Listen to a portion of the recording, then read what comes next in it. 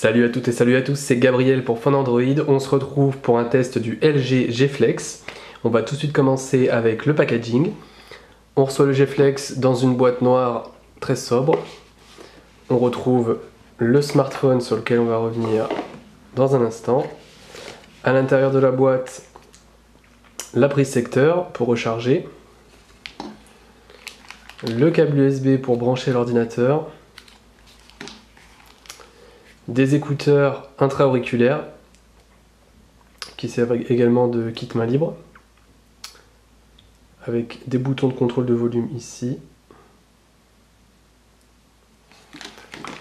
des embouts pour les écouteurs de différentes tailles et enfin la notice. On passe maintenant au smartphone en lui-même, ou plutôt à la phablette. En effet, l'écran fait 6 pouces, donc ça le situe plus au niveau d'un Galaxy Note 3, XPAREL Z Ultra ou HTC One Max. C'est assez imposant, comme vous pouvez le voir là, je le tiens à une main, ça prend quand même pas mal de place. Avant de revenir sur l'écran, l'interface, on va regarder la particularité du smartphone qui est son design incurvé. Donc comme vous pouvez le voir, c'est léger, ça le rend pas du tout, comment dire, on peut pas le tordre dans tous les sens. Il est juste légèrement flexible, c'est-à-dire que si j'exerce une pression ou si je le tords un peu, voilà, comme vous pouvez le voir, il n'y a pas de souci, ça n'abîme pas l'écran. Donc l'intérêt principal, c'est bien sûr la résistance. C'est une dalle qui en fait est en plastique et non en verre.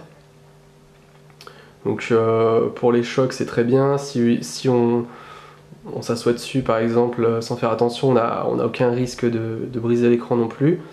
La coque arrière est également très résistante aux rayures. Alors LG dit qu'elle est auto-réparatrice, c'est-à-dire si vous faites une grosse rayure dessus, au bout de quelques heures, elle devrait se résorber, voire même disparaître. Donc tant que je suis à l'arrière, vous pouvez voir qu'on a l'ensemble des boutons qui est placé de la même manière que sur le LG G2. Donc on a les boutons de contrôle de volume, le bouton de mise sous tension, le flash et l'appareil photo 13 mégapixels, et ici le port infrarouge. Au-dessus on n'a rien, sur le côté droit même chose, en dessous on retrouve la prise jack 3,5 mm et la prise USB 2.0, et sur le côté la trappe pour la micro SIM. L'écran de verrouillage bouge en fonction du mouvement du téléphone. Donc là vous voyez je suis au niveau de la mer on va dire, et si je bouge le téléphone vers le haut, voilà, l'écran bouge en même temps. Une autre des fonctionnalités c'est Q Theater, et donc LG a pensé à intégrer cette fonctionnalité. On place deux doigts uniquement depuis le lock screen, on écarte, et donc ça ouvre ce théâtre on va dire, où vous avez un accès rapide aux photos, aux vidéos et à YouTube. Donc c'est une fonctionnalité sympa. On arrive ensuite sur l'interface LG, donc c'est du Android 4.2.2, donc c'est une version un peu ancienne. On regrette pour un smartphone comme ça de ne pas avoir eu directement du Android 4.4 KitKat. Donc on ne comprend pas trop le choix de LG là-dessus. Après pour le reste, l'interface c'est très similaire à ce qu'on a pu voir par exemple sur le LG G2 ou d'autres téléphones. Donc je refais un tour rapidement. Quand vous pincez avec deux doigts, vous avez accès à l'ensemble de vos bureaux, que vous pouvez ajouter ou supprimer très simplement. Si vous restez appuyé dans le vide sur un des bureaux, vous accédez au fond d'écran, au widget et à vos applications. Donc, si je reste appuyé comme ça, hop, voilà, je peux le transférer sur l'écran. Ensuite, la barre des notifications, on a pas mal d'icônes qui sont personnalisables, c'est-à-dire que vous pouvez choisir ici de les afficher ou non, et de changer leur ordre d'apparition. Donc par défaut vous avez tout ça, vous avez Q-Slide, alors Q-Slide vous allez voir quand j'appuie dessus, hop, ça rajoute une barre, et donc Q-Slide Apps, ça montre en fait les applications qui peuvent apparaître en pop-up par-dessus votre interface. Donc exemple, si j'ouvre par exemple Internet, ça s'affiche par-dessus le reste de mon interface, donc je peux toujours utiliser le téléphone comme je veux. Et par-dessus, j'ai mon navigateur web. Donc je peux régler la transparence. Je peux bien sûr le supprimer et passer directement en plein écran. Et vous pouvez ajouter d'autres... voilà, si je veux l'agenda se met également par-dessus.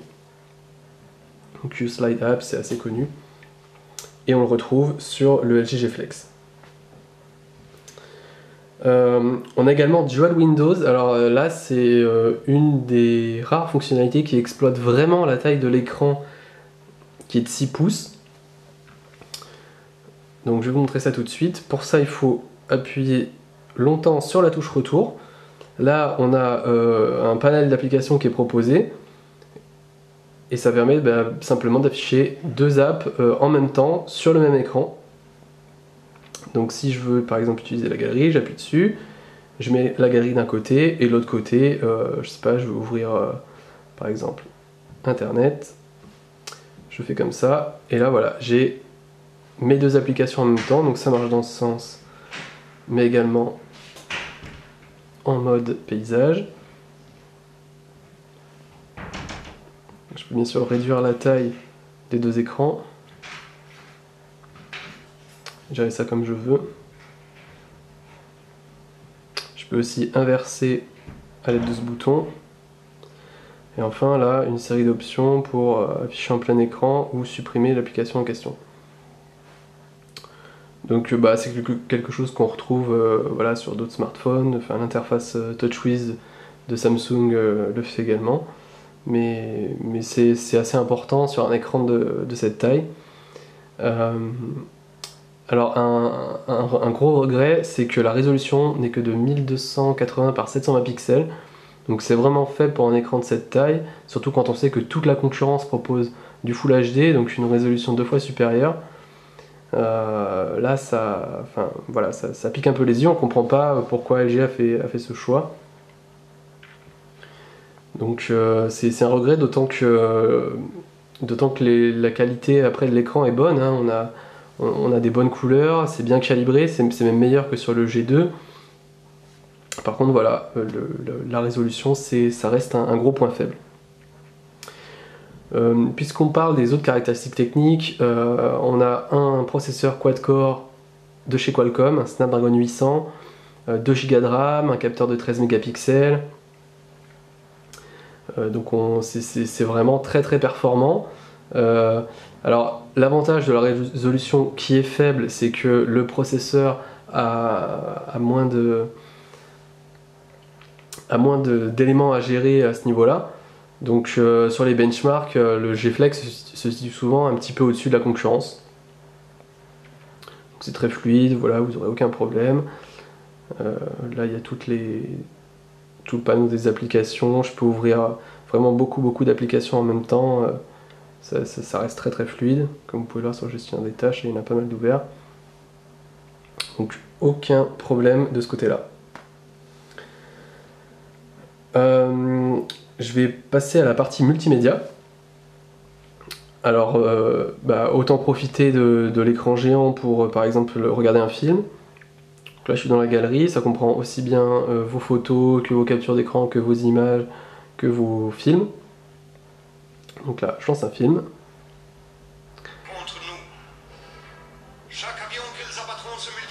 Alors comme vous pouvez l'entendre, les haut-parleurs s'en sortent vraiment bien. Donc les haut-parleurs uniques est ici, c'est pas mal. C'est toujours mieux d'écouter avec, de mettre ses écouteurs, mais si vous avez un environnement calme, vous regarderez sans aucun souci un film ou une vidéo avec ces haut-parleurs. Le lecteur vidéo gère la gestuelle, c'est-à-dire quand vous regardez le film comme ça, vous avez juste à faire un mouvement sur la gauche de haut en bas pour régler la luminosité, le volume sur la droite. Et il gère également l'aperçu, c'est-à-dire si j'appuie sur ma timeline à un endroit précis, ça me donne l'aperçu de la scène, et si c'est bien sur cette scène que je veux aller, j'appuie et ça m'y emmène. J'ai eu aucun problème pour lire tous les types de fichiers, ça gère aussi les sous-titres. et c'est très agréable de regarder un film ou une vidéo sur le G-Flex. Voilà, non seulement parce que l'écran est grand, mais comme je vous l'ai dit, le côté incurvé, ça lui donne une bonne prise en main, y compris pour les jeux vidéo. Puisque j'ai des photos, je vais vous montrer les photos que j'ai prises avec l'appareil photo de 13 mégapixels. Donc les clichés sont très bons. Voilà, comme vous voyez, j'ai fait un macro. Donc les photos de jour, il n'y a pas de souci, que ça soit de près, de loin. Il y a un mode HDR aussi, le mode ton dynamique, qui est très bon. Donc là vous voyez, j'ai fait un plan large, et l'image est très très précise, même quand je zoome. Le point faible du capteur, c'est bien sûr les photos en basse lumière. Bon voilà, ça pixelise, hein, c'est souvent le point faible de plein de smartphones.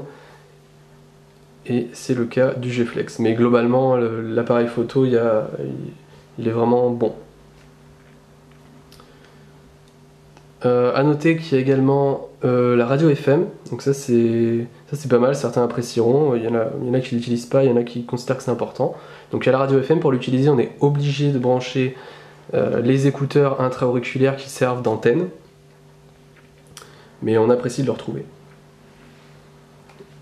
Et enfin, pour ce qui est de l'autonomie, le téléphone a une batterie de 3500 mAh, donc c'est milliampères. Donc c'est très bien. L'écran est grand, mais la résolution est faible, et avec une batterie de 3500 mAh, j'ai tenu dans une utilisation, on va dire, plutôt classique, j'ai tenu 2 jours.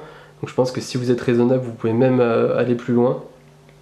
Donc ça c'est très appréciable, et c'est un des gros points forts de ce G-Flex. Donc voilà, si on devait résumer, c'est une grande phablette, écran 6 pouces, c'est très confortable, c'est un appareil multimédia. Après c'est vrai qu'LG n'a pas fait énormément d'efforts au niveau de l'interface pour utiliser ce format. Et pour ce qui est de l'écran incurvé, ça facilite un petit peu donc, la prise en main, ça le rend beaucoup plus résistant. Ça épouse la forme du visage quand on téléphone. Bon, LG dit que ça permet de gagner quelques décibels en appel et de rendre les conversations plus claires. Alors après, c'est vrai que c'est pas forcément flagrant. Et bon, on retiendra surtout ça comme un coup d'essai, une nouvelle technologie qui vient d'arriver. On verra si ça se démocratisera ou pas. Pour l'instant, ce téléphone n'est pas très accessible, voire pas du tout, parce qu'il coûte quand même 800 € sans abonnement. On le retrouve chez Orange actuellement il est à 230 € je crois, avec un très très gros forfait engagement de 24 mois. Donc voilà, c'est pas du tout accessible. Mais après, pour ceux qui sont séduits par l'interface, la taille de l'écran et le côté très résistant du téléphone, ils se laisseront peut-être convaincre par ce LG G-Flex. Voilà pour ce qui est du test. Si vous avez des questions, n'hésitez pas à les poser dans les commentaires. Je vous renvoie vers le test complet sur fond Android, avec du texte, des photos, des images, etc. Et je vous dis à très vite sur fond Android. Merci, salut à tous.